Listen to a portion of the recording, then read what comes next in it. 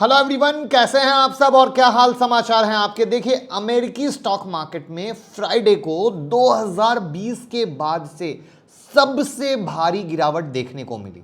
वहां पर अगर हम नेस्डेक की बात करें तो नेस्डेक के लिए अप्रैल का महीना अक्टूबर 2008 के बाद सबसे खराब महीना रहा। आप समझ सकते हैं, अगर 2008 से कंपेयर किया जा रहा है तो किस भयानक स्थिति के बारे में चर्चा हो रही है। वहीं पर अगर एसएनपी पर आते हैं तो एसएनपी के लिए भी ये महीना मार्च 2020 के बाद सबसे बुरा रहा। यानी 2020 एक तरफ कोविड, वहीं 2008 एक क्राइसिस। इस इतनी बड़ी बड़ी घटना होने से देश में रिसेशन की आशंका बढ़ गई है।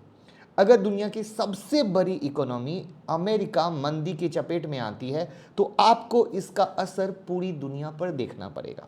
2008 में लेमन ब्रदर्स संकट के कारण मंदी आई थी, जबकि मार्च 2020 में कोविड की आहट ने स्टॉक मार्केट को डरा कर धराशायी कर दिया था। लेकिन चाहे 2008 हो चाहे 2020 हो, मार्केट गिरने के बाद उठा ही नहीं, बहुत ही तेज रफ्तार से भागा और नया रिकॉर्ड बनाया। यानी अगर हम सिक्के के दोनों पहलू को बात करें तो एक पहलू हमें डराता है तो दूसरा पहलू हमें यह भी मजबूती देता है कि डरना मना है। अगर वो गिरता है तो वापस भागेगा और बहुत तेज भागेगा, नया रिकॉर्ड बनाएगा। यानी गिरावट में डरना मना है, वो है एक मौका। लेकिन उससे पहले एक्चुअली हो क्या रहा है, क्यों 2008 2020 की बात हो रही है, क्यों रिसेशन की बात हो रही है, क्या है ऐसे इंडिकेटर जो इस तरह की चीज़ें कर रहे हैं, इन सब को डिटेल में समझेंगे बिना डरे। और लास्ट में मैं करूंगा अपनी बात, मुझे क्या लगता है,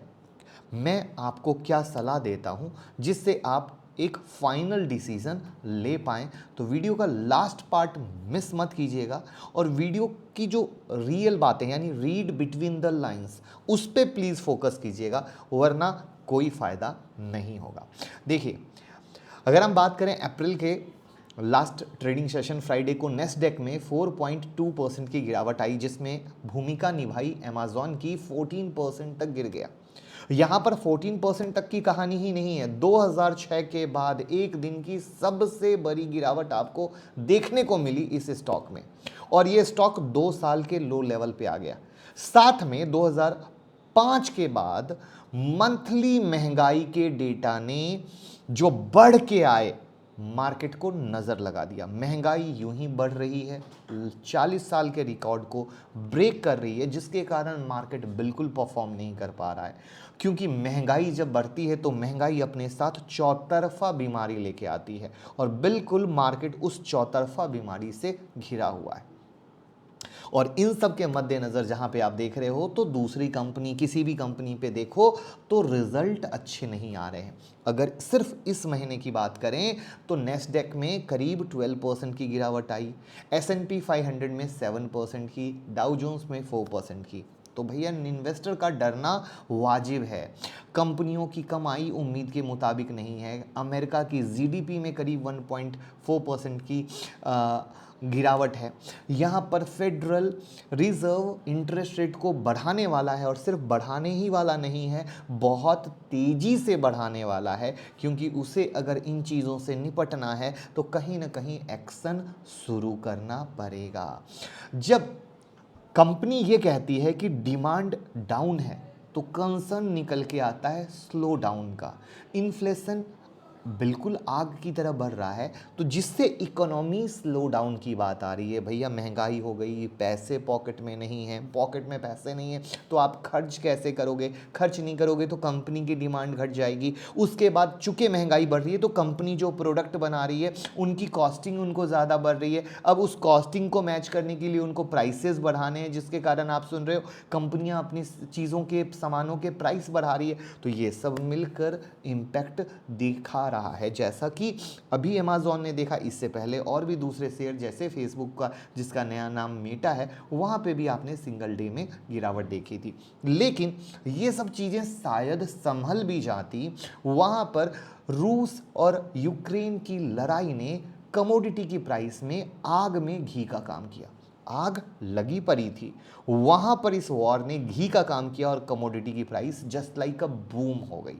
और जैसे ही बूम हुई तो कंपनियों के रिजल्ट जो उम्मीद कर रहे थे कि परफॉर्म कम करेंगे, वो और भी ज़्यादा इम्पैक्टफुल आ रहे हैं। चाइना की इकोनॉमी लड़खड़ा रही है, उनके कई शहरों में लॉकडाउन है, सप्लाई चेन डिस्टर्ब हुई है, जो मल्टीनेशनल कंपनी है उन पर इम्पैक्ट पड़ा है। और नेस्डैक अपने हाई लेवल से 23% डाउन आ चुका है ड्यू टू दैट रीज़न, जो टेक्निकल भाषा होती है बियर जोन में आना। तो एज पर टेक्निकल ये कहा जा रहा है कि वो बियर जोन में आ चुका है। S&P 500 अपने हाई लेवल से 13%, डाउ जोन्स अपने रिकॉर्ड हाई से 10% नीचे चल रहा है। यहाँ पर बैंक ऑफ अमेरिका के एनालिस्ट ने S&P का जो अनुमान है, जो टारगेट है, उसको डाउन कर दिया है। उनका कहना है अभी 10% की और गिरावट आ सकती है, इससे देश में मंदी की आशंका बढ़ गई है। और अगर मंदी की आशंका बढ़ती है तो चूंकि मार्केट सेंटीमेंट्स पे काम करता है, वहाँ पर और प्रेशर आप देख सकते हैं। अब यहाँ पर एक चीज़ है कि ये जो कहानियाँ हैं, तो कौन से ऐसे मंदी के संकेत हैं जो दे रहा है? तो यहाँ पर बॉन्ड मार्केट एक चेतावनी दे रहा है। और सबसे इम्पॉर्टेंट चीज़ ये है कि पिछले 60 साल से हर बार इसकी जो प्रिडिक्शन है वो सही रही है। US treasury note yield curve का उल्टा होना कभी भी एक अच्छा सिग्नल, अच्छा संकेत नहीं माना जाता है। ये एक संकेत देता है कि इन्वेस्टर लंबे टाइम फ्रेम की तुलना में छोटे टाइम फ्रेम से अधिक घबराए हुए हैं। शॉर्ट टर्म बॉन्ड पर ब्याज दरें बढ़ रही हैं। हालांकि जो वो कर्व है अभी तक उल्टा नहीं हुआ है, लेकिन उल्टा होने के करीब पहुंच चुका है। और हर मंदी से पहले यील्ड कर्व उल्टा हुआ है। यहां पर अगेन एक रीड बिटवीन द लाइंस है जो सबसे ज़्यादा फोकस, क्योंकि अगर कुछ लोग अभी इस यील्ड कर्व के बारे में सुन रहे होंगे तो अब डर, उनके मन में डर आ गया होगा, लेकिन ये आधी कहानी है, पूरी कहानी सुनिए। 1955 के बाद से हर मंदी से पहले यील्ड कर्व उल्टा हुआ है, लेकिन कर्व के उल्टा होने का मतलब ये नहीं है कि स्टॉक की कीमत कम हो जाएगी, खत्म हो जाएगी। ये संकेत देता है कि आने वाले साल में ऐसा हो सकता है। अब शायद वो 12 महीना भी, और कई बार इसमें वर्षों भी लग जाते हैं। जी हाँ, मैं फिर से बोलता हूं, कई बार वर्षों। जैसे मैं बताता हूं, 2005 में जब यील्ड कर्व उल्टा हुआ था, लेकिन मंदी की शुरुआत कब हुई थी? 2007-8 में, यानी एक वक्त लगा। अब पैनिक क्रिएट कब से हुआ होगा? 2005 से, लेकिन कहानी कब बनी? 7-8। तो यहां पर ये है वो रीड बिटवीन द लाइंस की जहां पे ये उल्टा हो रहा है, तो आप आज से पैनिक ना क्रिएट करें, बल्कि आज से अपनी तैयारी के क्रिएट करें कि मैं कैसे तैयार हूं मार्केट को हैंडल करने के लिए। क्योंकि अभी तक जितने भी नए लोग मार्केट में आए हैं, उन्होंने सिर्फ वन साइड रैली देखी है, लेकिन मार्केट की हिस्ट्री बताती है वन साइड की रैली एक बार, दो बार सब सही, लेकिन मार्केट मैक्सिमम टाइम जब दोनों साइड चलता है तो इन्वेस्टर ट्रेडर को यहां पर इसको हैंडल करना आना चाहिए। वैसे ही 2019 में जब कर्व उल्टा हुआ था, मंदी की संभावना लगी थी, तो 2020 में कोविड ने वहां पर वो कहानी आपके सामने दिखा दी। तो इन सब के मद्देनजर ऐसा माना जा रहा है कि ये जो उल्टा होने के कगार पे है, तो अगेन चाहे आगे आने वाला 12 महीना हो, यानी अभी हम 2022 में बैठे हैं, तो शायद ये 2023 तक हो जाए या आगे आने वाले वक्त में हो जाए, यानी गारंटी नहीं है, मुहर नहीं है। ये सबसे समझने वाली बात है।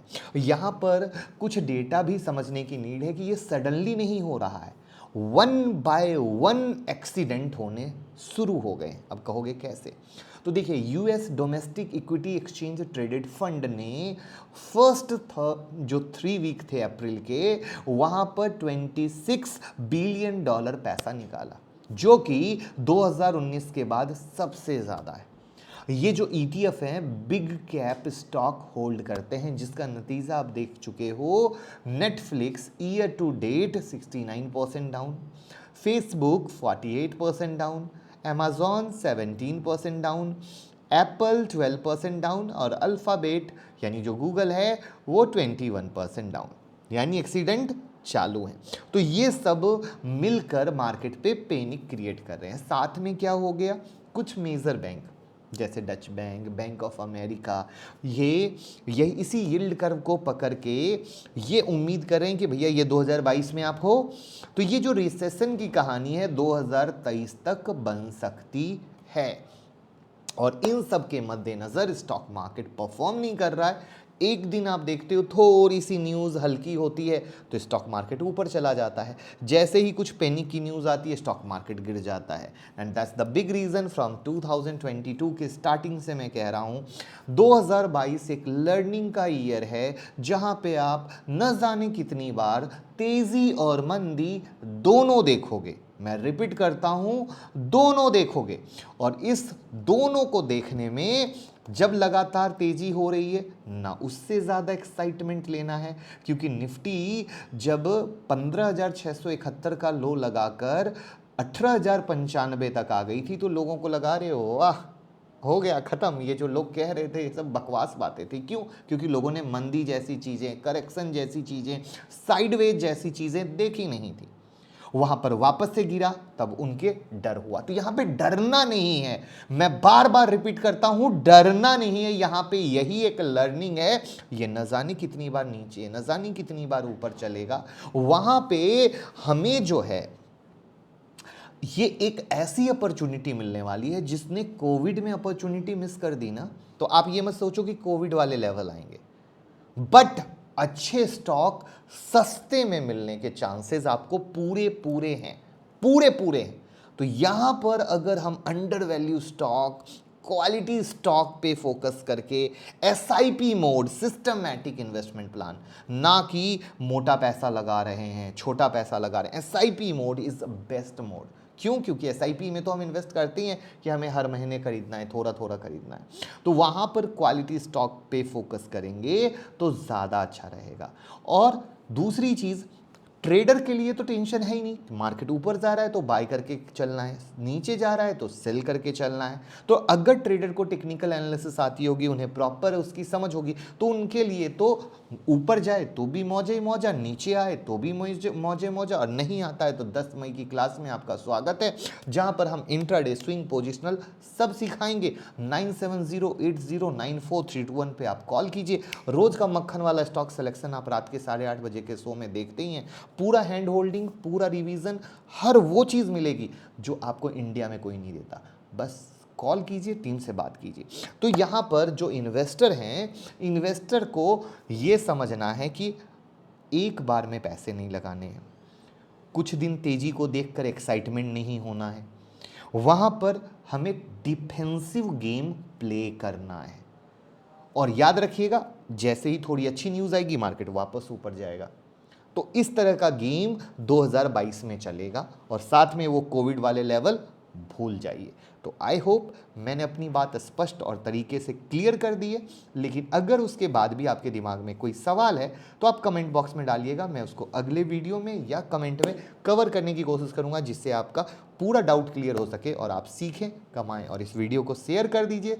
यूट्यूब की वीडियो अगर फेसबुक, व्हाट्सएप पे शेयर करेंगे तो दूसरे भी सीखेंगे और कमाएंगे। तो हमने अपनी ड्यूटी कंप्लीट कर दी, अब ड्यूटी निभाने की बारी आप भाइयों की है। Thank you so much.